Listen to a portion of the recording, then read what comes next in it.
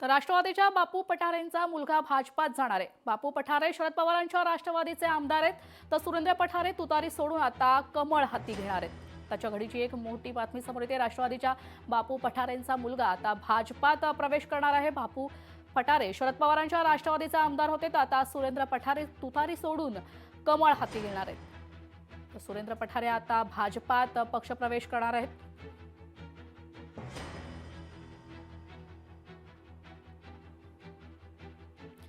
आपले प्रतिनिधी अमोल धर्माधिकारी आपल्यासोबत फोन लाईन वरून जोडले गेलेले आहेत।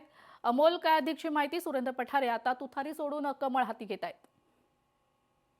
खरं तर हे पठारे कुटुंबीय पूर्वी भाजपामध्येच होतं, मात्र विधानसभेच्या निवडणुकीला बापू पठारे यांना भाजपकडनं उमेदवारी मिळाली नाही, त्यामुळं ते शरद पवारांच्या राष्ट्रवादीत गेले आणि तुतारी चिन्हावर त्यांनी निवडणूक लढली आणि ते विजयी सुद्धा झाले। मात्र आता त्यांचाच मुलगा असलेला सुरेंद्र पठारे हे आता भाजपमध्ये पुन्हा एकदा प्रवेश करतायत। आज मुंबईमध्ये रवींद्र चव्हाण यांच्या उपस्थितीमध्ये भाजपमध्ये ते प्रवेश करणार आहेत आणि त्यामुळे कुठेतरी शरद पवार यांच्या पक्षाला हा धक्का मानला जातोय, कारण की आगामी महानगरपालिका निवडणुकीच्या अनुषंगानं शरद पवार पक्षाला हे कुठेतरी नुकसान ठरणार आहे। सुरेंद्र पठारे यांना महानगरपालिकेची निवडणूक लढायची आहे, मात्र त्यांना भाजपच्या चिन्हावरती निवडणूक लढवायची असून त्यामुळे त्यांनी आज हा प्रवेश सोहळा केलेला आहे। पण दुसरीकडे त्यांचे जे वडील आहेत बापू पठारे हे मात्र शरद पवार यांच्या सोबतच राहणार आहेत, याची सुद्धा माहिती आहे।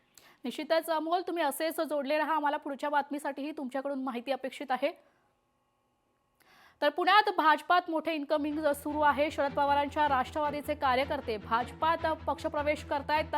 पहिल्या टप्प्यात आज भाजपमध्ये अनेकांचे पक्षप्रवेश होणार आहे। माजी आजी नगरसेवक पदाधिकारी भाजपात जाणार आहेत। तर पुण्यातील विविध पक्षाचे अनेक माजी आजी नगरसेवक पदाधिकारी आज भाजपमध्ये पक्षप्रवेश करणार आहेत। यात शरद पवारांच्या राष्ट्रवादीच्या पक्षाच्या कार्यकर्त्यांचे मोठे प्रवेश असतील। तर पहिल्या टप्प्यात आज भाजपमध्ये अनेकांचे प्रवेश, तर पुढच्या प्रवेशाची तारीख भाजपकडून लवकरच जाहीर होणार आहे। अमोल, आपण पाहतोय राष्ट्रवादीला खूप मोठा धक्का आहे आणि निवडणुकीत पुन्हा एकदा पुण्यात भाजपात मोठं इन्कमिंग होणार आहे का? अधिकची माहिती?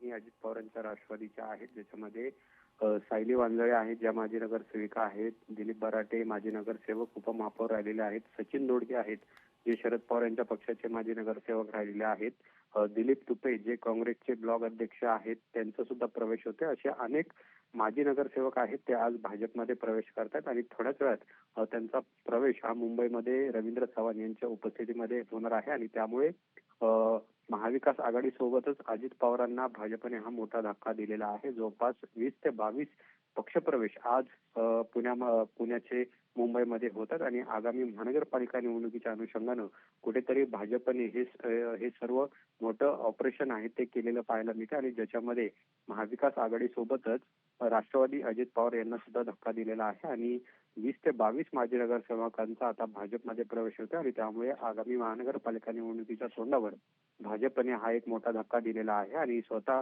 पक्षाची ताकद आहे ती आता भाजप वाढवत आहे। निश्चित, धन्यवाद अमोल, तुम्ही दिलेल्या सविस्तर माहिती करता। लोकशाही मराठी ऐका, पहा, जागरूक रहा।